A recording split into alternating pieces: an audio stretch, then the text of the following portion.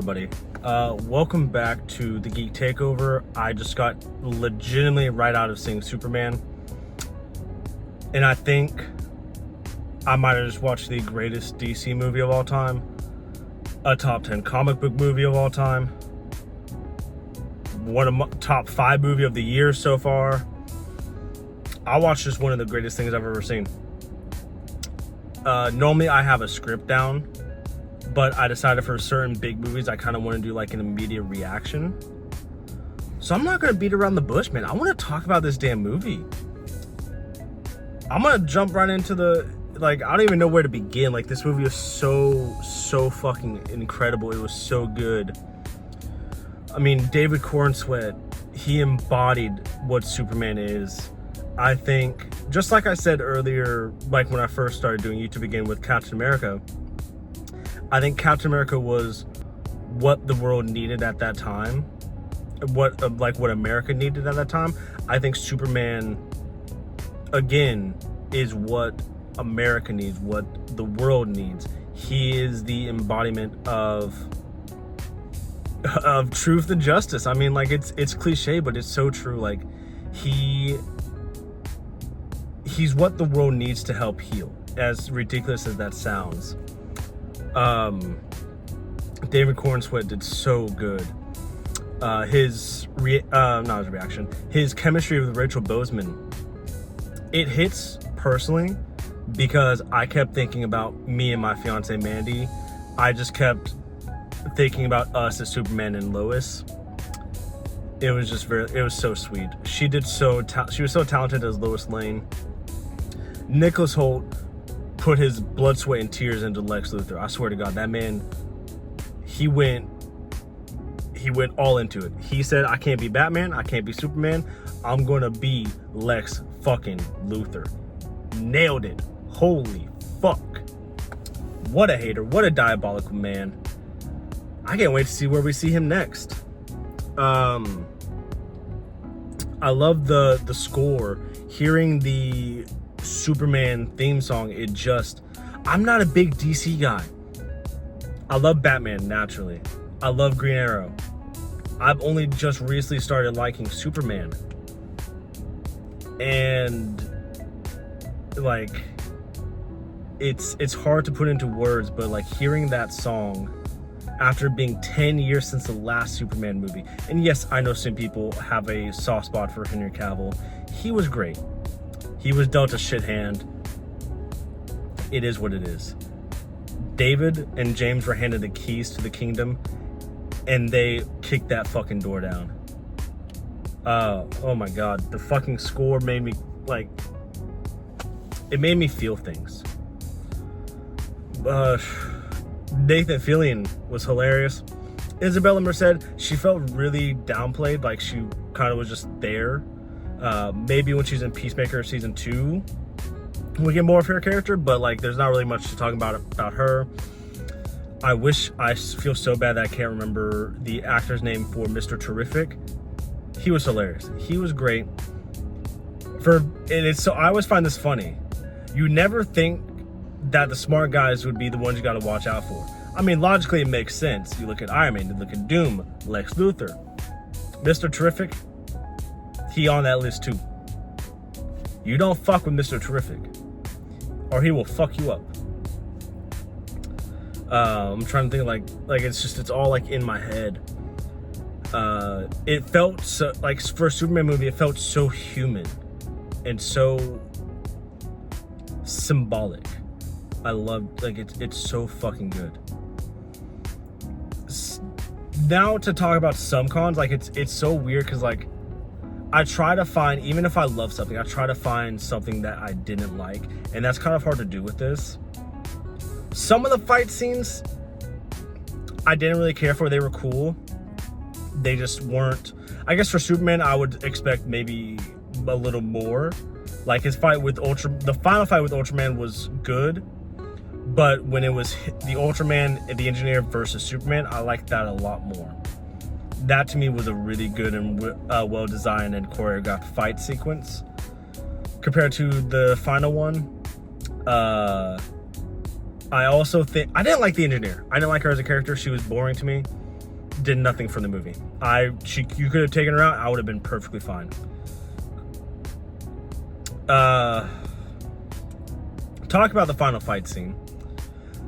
I feel as though, because Lex had these cameras following Ultraman so he could record and help choreograph the fight for Ultraman, really. I felt like Superman is not dumb. Unless it was part of his plan, but like, I don't understand why he didn't get rid of those cameras in the first place. Maybe some of my DC friends can enlighten that for me. I would greatly appreciate that, but I didn't care for that. That just felt stupid. It was a stupid superhero mistake. Oh, another thing I loved about the movie, because I'm pretty much done with the cons. You could have made this movie 3 hours, I would have loved it. Ma and Pa. I love the relationship between Pa Kent and Clark. It kind of hits because I lost my dad when I was young. So every time that I see a father-son dynamic, I always think, is this what I would have been like with my dad, or am I making my dad proud? And now marrying Mandy, I'm getting two dads because she has her biological dad, who I love, and then she has a stepdad who I love. So even seeing this now, it's still good, because this is gonna sound so cheesy, but when Pa was telling Clark that your parents shouldn't like guide you, they're just proud of you, basically.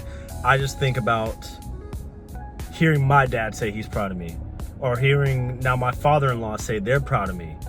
That, as a man, was really emotional for me. But I mean, this whole movie was great. I loved the beginning. 3 centuries ago, metahumans appeared.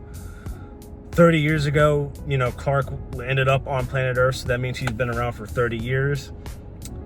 He's been Superman for 3 years. I love that. We don't need origin stories every single reboot and every single time. But that does make me wonder. 3 centuries ago, the first metahuman appeared. Who could that first metahuman be? It could be Wonder Woman. It could be, I don't know. I don't know my DC lore like that, so I don't know who. It could have been a Green Lantern. I don't know. I'm definitely would love to know more about that. But as far as for what's next, obviously this is pretty much the start of the DC universe, not the DC cinematic universe. So I mean, obviously we have Supergirl, we have Batman, we have Wonder Woman coming eventually, we have a Superman 2 coming eventually. So, I don't want to speculate what's next exactly, because this is the beginning. But instead, I kind of want to judge where we're going to see some of these characters next.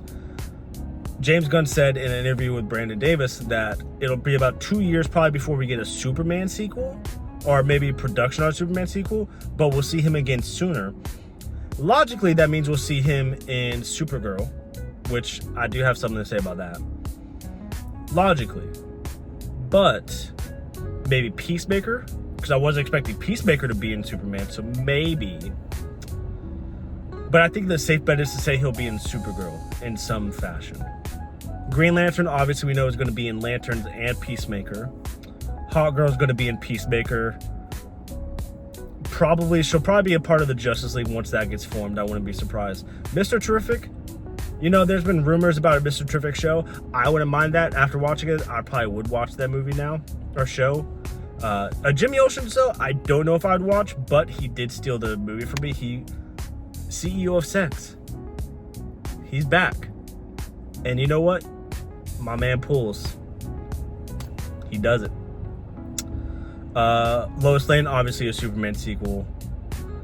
But yeah, I mean, James Gunn is going to do such huge things with the DC universe. And now for my issue with Supergirl. Y'all, I'm looking at y'all people, the fans. I love my viewers. I'm not specifically talking about you guys, but people on the internet. You're told don't spoil the movie. It's been 2 days since it's been out. Why is Supergirl being posted on the internet? I mean, logically, of course, she's in the movie. That makes sense. I'm not dumb. But why is she on Twitter? Why are you posting it on Twitter and not doing a spoiler wording? Like, that's so fucking stupid. That, like, it's so small, but it's so fucking retarded. Sorry, it's stupid. It is stupid. I apologize. I shouldn't have said that. I'm calm. Breakout performances. I mean, where to begin? David, Rachel, Nicholas, Mr. Terrific, Pa Kent, Crypto was so funny. I mean, I just love the movie. I loved it. As a Marvel fan, I said this once, I've said it before, I'm Marvel biased. I like DC, I enjoy DC, but it's hard to get into it when their movies have been shit for so long. I love this movie. This might not be my second or number one favorite movie of the year, and I have to think about it. It's better than Captain America. I'm a Captain America mark. It's better than the new Avengers. And they're the Avengers. Ah, man. But if I have to sit here and give it a rating out of, I always forget if I do 5 or 10, but I'm gonna do a 5 rating. It might, I think I'll put it on a 4.5. No, 4.75. It is on the verge of being perfect, but it's not just there yet. I don't know what it could have been, what they could have had in it. Maybe another DC tease, like a Batman tease, or something. Maybe that would have been it. But it 4.75 feels just right. On my letterbox, of course, I want to make it a 5-star. That makes no sense saying it out loud, but that's just how my brain works. I may have to go back and redo some of my letterbox ratings. Anyways, I'm not going to sit here and talk for very much longer because I don't want people to stare at me in my car because I get self-conscious. And I also have to get home before it rains. And there might be traffic. And I might get some Krispy Kreme donuts. So, with that being said, thank you guys so much for watching the video and sitting with me in my car chatting. I hope you guys enjoyed this. If you did, please make sure to hit that thumbs up. Make sure to comment, share with your friends, subscribe for more content. Next week, I'm going to be recording an Ironheart review, so that'll be on the channel this weekend. And then the following week is Fantastic Four. So I can't wait to talk more with you guys. And until the next video, this has been the Geek Takeover, signing off. Drive safe. Be careful, my friends.